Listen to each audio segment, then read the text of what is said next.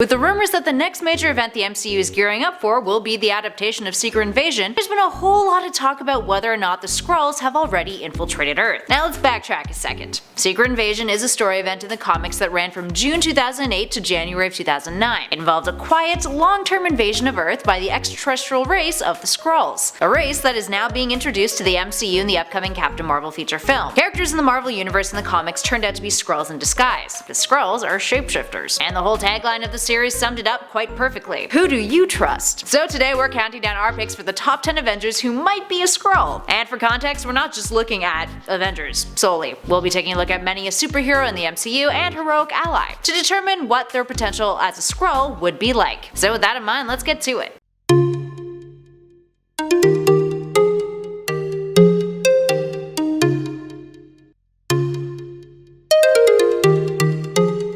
Starting us off in at number 10, Happy Hogan. What a complete mindfuck that would be. One of Tony Stark's closest pals, arguably one of his only non-superpowered friends, who has been there with him for almost his entire adult life, turns out to be a Skrull. While Stark often gets Happy to do some pretty hilarious things like babysit Peter Parker, he's still Tony's head of security, and is still trusted by arguably the most powerful man in the world. That's a lot at risk. But that would be sure as hell appealing to the Skrulls when it comes to invading Earth. Tony Stark's kinda like the keys to the kingdom. Moving on to number 9, Captain America. Out of all of the current Avengers, arguably the easiest one to impersonate would be Captain America himself, Steve Rogers. Think about it, it wouldn't be overly difficult, especially compared to the other Avengers there are to choose from. Now, in order to impersonate Bruce Banner or Tony Stark, there's a certain scientific gusto that the Skrull agent would need to portray and be passable with. Surely Stark's Iron Man suit and tech would pick up on the fact that the imposter wasn't him, and the behavioral patterns of Banner when he transforms into the Hulk are quite unique. The rise in his strength levels would be incredibly difficult to impersonate for a Skrull, and the rest of the Avengers, well, how difficult would it be for a Skrull to impersonate an Asgardian god? Sure, Hawkeye and Black Widow would be formidable targets, but out of all the humans on the team, Cap is the most predictable. So hey, could happen, but probably won't because he might be dead after Avengers 4, so. Moving on to number 8, Jude Law's character. Who exactly Jude Law is playing in the upcoming Captain Marvel movie has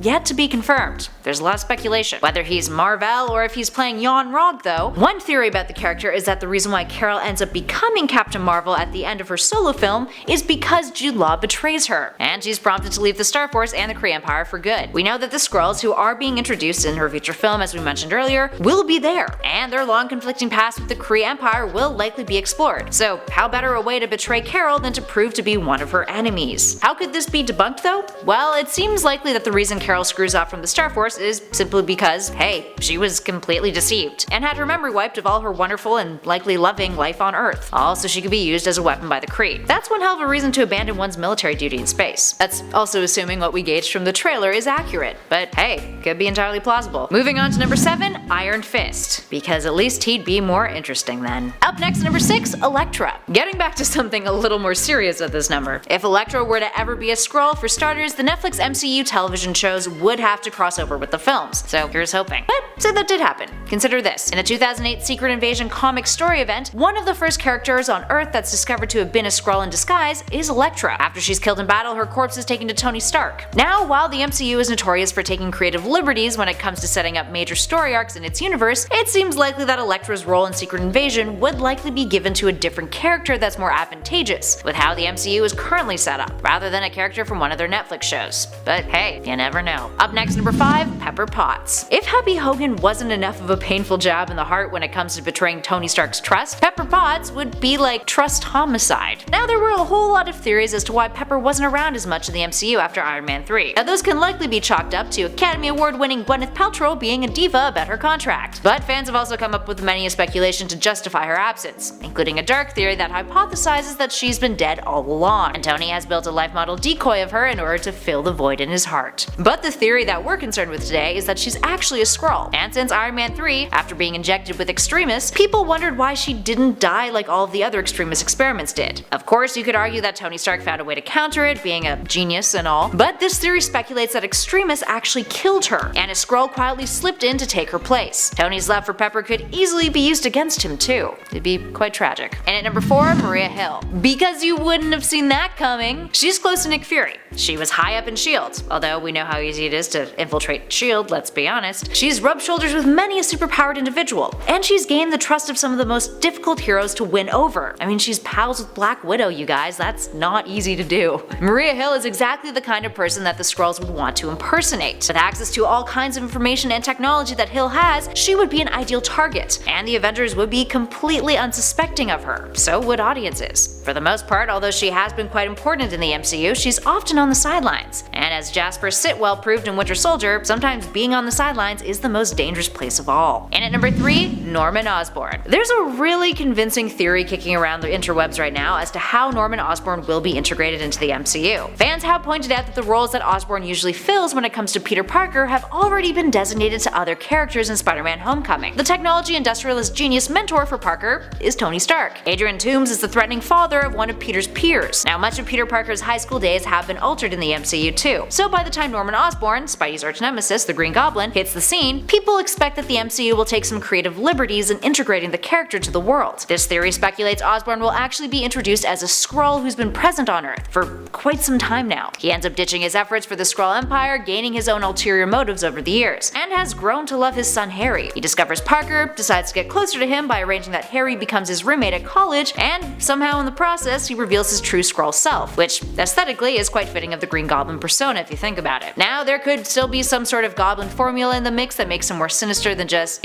revealing that he's a Skrull, so not all is lost with the character's comic origins if this theory pans out. And it's a theory that's a pretty compelling one. Moving on to number 2, Nick Fury. If Nick Fury were to be revealed to be a Skrull, it would be an ultimate betrayal of trust to pretty much every single superhero he's ever come across. When it comes to characters people think would likely be a Skrull imposter, many people feel Fury would be the most obvious. It's at the top of many people's lists. Not only because of his position of power, but also because of the fact that we're going to see a young Nick Fury in the upcoming Captain Marvel movie, where he'll be privy to the Skrull threat. And we know based off of the trailer that's been released that Skrulls do come to Earth. Now, it is worth noting that if Fury did end up being a Skrull, there's a chance he might not be a bad one. There have been stories on different alternate Earths in the Marvel Universe where a Skrull has come to Earth but ends up falling in love or seeing the good in humanity, and decides to just work to help them rather than try to cause them to go extinct. So, hey, if he is a Skrull, maybe he's a good one. Here's hoping. And finally, in at number 1, Hawkeye. When it comes to MCU fan theories, there's plenty of them floating around the interwebs. Hell, we recently did a list counting down our favorite 10 theories, and there's still tons and tons of them that didn't make the cut. Hawkeye being a Skrull is one of those popular theories. This primarily spawns from the fact that the character wasn't present in Avengers Infinity War. Pretty much everyone was. And the other exceptions to the fact have been justified already. Valkyrie, a new fan favorite, blew up after Thor Ragnarok, and wasn't included in the filming of Infinity War because producers had no idea how beloved she would become. Ant-Man Scott Lang wasn't included because he was on house arrest from Civil War, but the main reason was because Marvel Studios didn't want him involved in the movie since his solo sequel film, Ant-Man and the Wasp, was the next movie up on the docket after Infinity War. So what about Hawkeye? In the narrative, he too is on house arrest, and has no interest in coming back to fight with the Avengers. There's a throwaway line in the movie where it's mentioned that he's retired, but you can't have the Avengers without the complete set, and many a fan believe that his return in the next Avengers 4 film will be a big one. Actor Jeremy Renner has been spotted donning a costume that looks a whole hell of a lot like Clint Barton's Ronin outfit. So, all things considered, one of the explanations that has been thought up by fans is that really, Clint has been replaced with a Skrull, and that's why he wasn't participating in Infinity War. Because if you think about it, when would house arrest ever stop Clint Barton from doing the right thing and saving the world with his friends? Perhaps the reason why Clint suits up as Ronin is because he's got a Skrull version of himself running around. Or it's a Skrull who's like,